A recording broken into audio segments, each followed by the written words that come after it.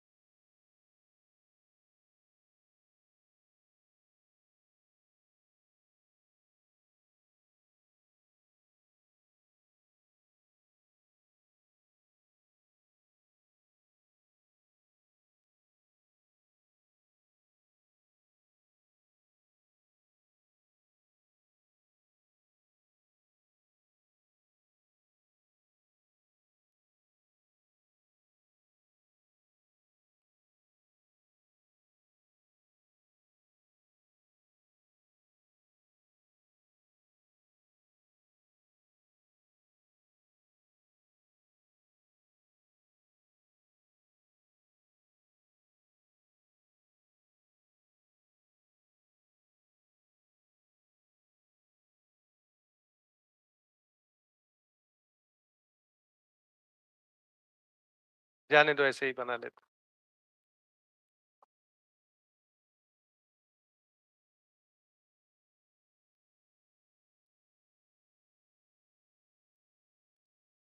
बन गया बस। चलो देखो, एक डिस्क है, ये क्या है, एक डिस्क, इसका रेडियस क्या है आर, और जो पीछे पंचायत लगी है ना, बात बंद कर दो, पीछे लास्ट सीट पे। चलो, हाँ इधर देखो, इधर देखो, इधर देखो, इधर देखो, ये एक डिस्क है, क्या है, डिस्क। डिस्क और रिंग में डिफरेंस है ना। डिस्क मतलब पूरे 2D और पूरे जगह पे मास इसका डिस्ट्रीब्यूटेड, यूनिफॉर्मली डिस्ट्रीब्यूटेड। उसमें से एक सर्कुलर पोर्शन r/2 रेडियस का कट करके मैंने बाहर निकाल लिया, और इस डिस्क का रेडियस कितना दे रखा है, r। इस डिस्क का रेडियस दे रखा है r, इसमें से एक r/2 पोर्शन का डिस्क कट करके बाहर निकाल लिया, ठीक। अब इतनी जगह पे तो कुछ भी नहीं होगा, इतनी जगह पे तो कुछ भी नहीं होगा। हमको फाइंड करना है, find the centre of mass या find the coordinates of centre of mass of this object, ठीक है। कहां पे लाई करेगा।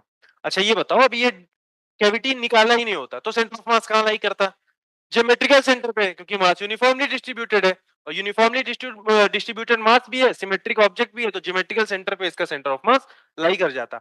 अभी क्या होगा, अभी तो ये इतना पार्ट चला गया, ठीक है, तो यहाँ पे तो कुछ भी नहीं बचा, अब सिर्फ ये पोर्शन बचा हुआ है, ये इस तरीके का पोर्शन बचा हुआ है।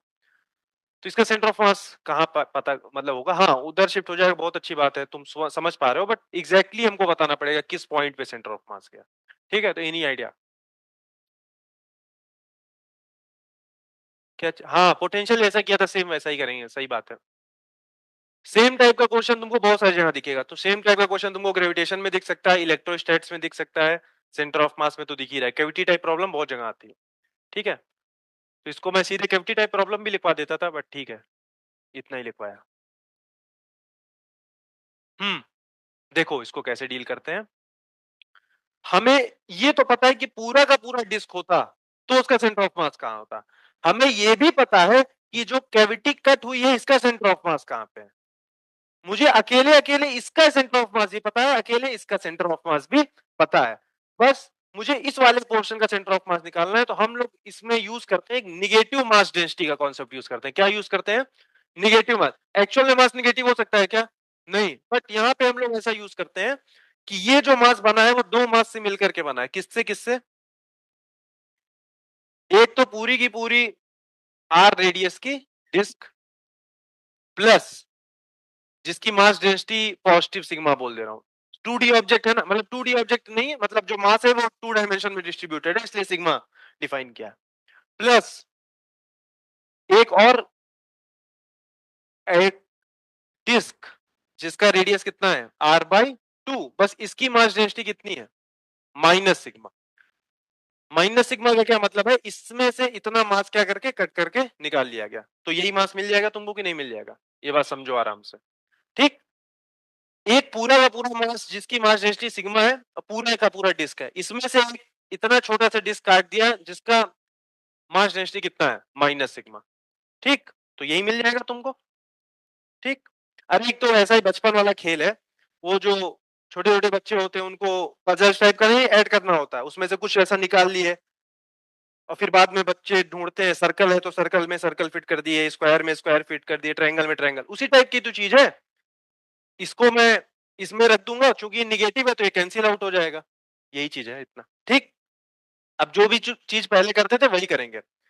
मान लो मुझे एक्स कोऑर्डिनेट पता करना है सेंटर ऑफ मास का, तो मैं क्या करूंगा, मुझे फॉर्मूला क्या पता है, m1 x1 plus m2 x2 upon m1 plus m2।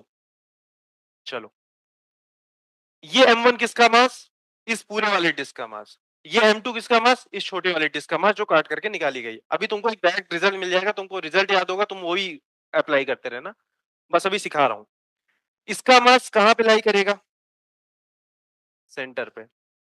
m1 यहां पे लाई करेगा, m2 कहां पे लाई करेगा, इसके ज्योमेट्रिकल सेंटर पे लाई करेगा। ठीक, अब मैं m1 को क्या लिख सकता हूं, सिग्मा क्या होगा, मास पर यूनिट एरिया। इसके एरिया, इसके मास को m1 बोल रहा हूं मैं, और इस पूरे बड़े वाले एरिया को बोल रहा हूं a1, इस छोटे वाले मास को मैं बोलूंगा m2, इस छोटे वाले एरिया को क्या बोलूंगा, a2। ठीक, तो मैं मास इस वाले m1 को क्या लिख सकता हूं, सिग्मा इंटू a1 लिख सकता हूं कि नहीं लिख सकता हूं, ये बताओ। Sigma will be what, m1 by a1, तो m1 को क्या लिख सकता हूं, सिग्मा इंटू a1। अच्छा, सिग्मा दोनों के लिए सेम ही होगा, इसके लिए भी इसके लिए भी, क्यों, ऑब्जेक्ट नहीं, यूनिफॉर्म ऑब्जेक्ट सेम है ना। सिग्मा क्या, मास पर यूनिट एरिया। अब कॉपर की एक प्लेट थी, उसमें से कट किया तो वो भी तो कॉपर ही निकला, तो मटेरियल तो सेम है, तो सिग्मा क्या होगा, सेम ही रहेगा। तो m1 क्या आ जाएगा, सिग्मा इंटू a1। देखो, तो मैं x coordinate of centre of मास को क्या लिख सकता हूँ, सिग्मा इंटू a1, यहाँ पे क्या लिखूंगा, x1। अब m2 के लिए क्या आएगा, सिग्मा इंटू a2, लेकिन उसका सिग्मा कैसा है, निगेटिव, तो मैं क्या लिखूंगा, माइनस सिग्मा a2 और x2 अपॉन में m1 की जगह क्या लिखूंगा, sigma into a1 minus sigma into a2।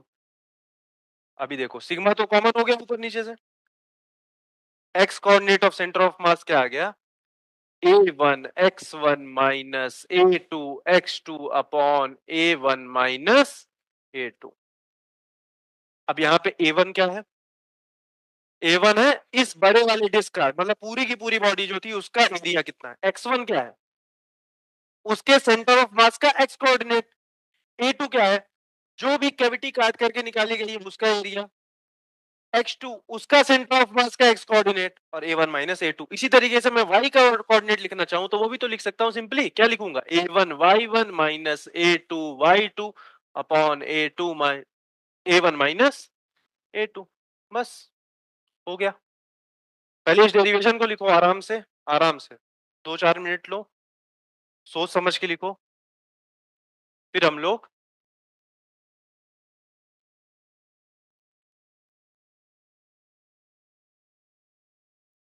फिर मैं इसको फिर से समझाता हूं एक बार, फिर क्वेश्चंस में अप्लाई करके देखेंगे, बहुत सिंपल है, कुछ भी कठिन नहीं है।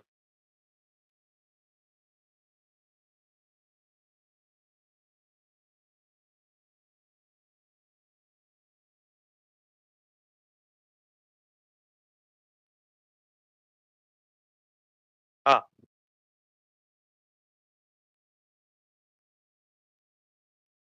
डन। ठीक है, अब इस क्वेश्चन को देखते हैं।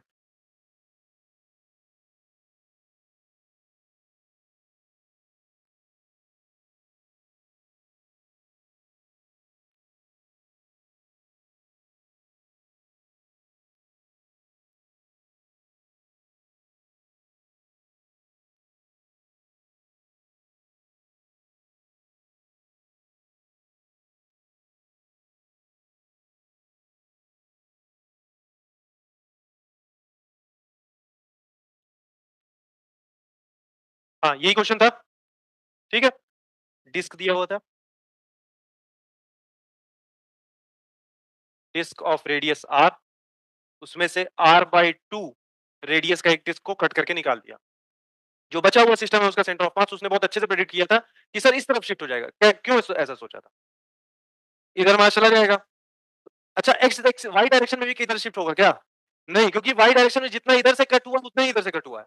उधर पे कोई भी फर्क नहीं आएगा। एक्स एक्सिस में किधर शिफ्ट हो जाना चाहिए? इधर, क्योंकि भारी वाली मास की तरफ ही सेंटर ऑफ मास क्या हो जाता है? शिफ्ट हो जाता है। चलो कैलकुलेशन करके देते हैं।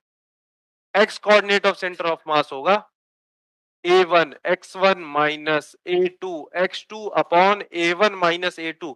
फॉर्मूला भले ही याद कर सकते हो, मतलब फॉर्मूला ही याद करना पड़ेगा, हर बार थोड़ी डिराइव करोगे। बट इसमें a1 क्या है, x1 क्या है, a2 क्या है, x2 क्या है, ये सब कुछ बिल्कुल पता होना चाहिए। a1 क्या है? पूरे डिस्क का एरिया क्या हो जाएगा? क्या हो जाएगा? Pi are square, pi are square. x1 इसका सेंटर ऑफ मास कहाँ है? एक्स कोऑर्डिनेट इसके सेंटर ऑफ मास कहाँ है? यहाँ पे। और उसका एक्स कोऑर्डिनेट क्या है? 0 माइनस a2 इसका एरिया कितना होगा? पाई r/2 का होल स्क्वायर। और इसका एक्स सेंटर ऑफ मास का एक्स कोऑर्डिनेट कहाँ है? r/2 कॉमा 0, इसके सेंटर ऑफ मास के कोऑर्डिनेट तो ये है। एक्स कोऑर्डिनेट क्या है? r/2 upon a1 minus a2। a1 is pi are square minus pi r/2 का whole square. X coordinate of centre of mass क्या आ जाएगा? देखो ये चीज तो पूरा 0 हो गया, ये चीज तो पूरा 0 हो गया।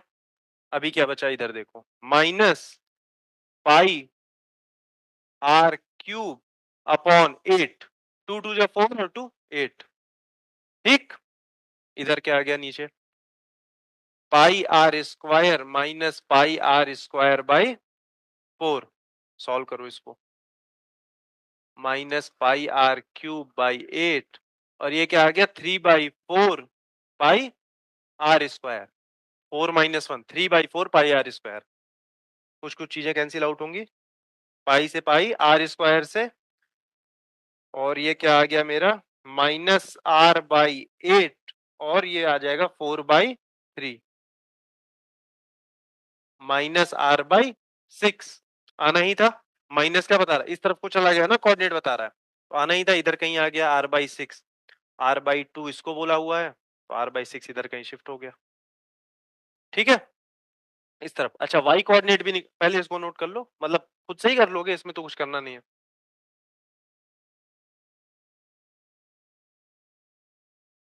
खुद से ही सॉल्व करो, कैलकुलेशन खुद से कर लो, देख लो यही आंसर आ रहा है कि नहीं आ रहा है, इसमें क्या ही कॉपी करना। इधर मत देखो, खुद से कैलकुलेशन करो। गलत आएगा तो तुमको पता है कि -r/6 आना चाहिए, नहीं आएगा तो फिर देखो कहाँ गलती की। ये आ गया तुम्हारा x coordinate of centre of mass आ गया -r/6।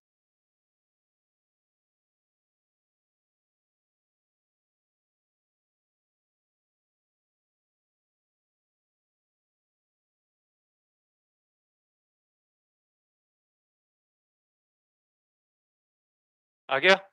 y भी निकालो। y में तो कुछ भी नहीं करना है, y तो बिल्कुल इजी है। a1 y1 y1 is 0 minus a2 जो भी निकले, और y2 भी 0 0 - 0, न्यूमरेटर ही 0 हो गया तो पूरा चीज 0 हो गया। साथ ही साथ तुम्हारा आ गया y coordinate of centre of मास 0। तो -r/6, 0 इस टाइप का कोई ऑप्शन दिया होगा, that would be the correct option.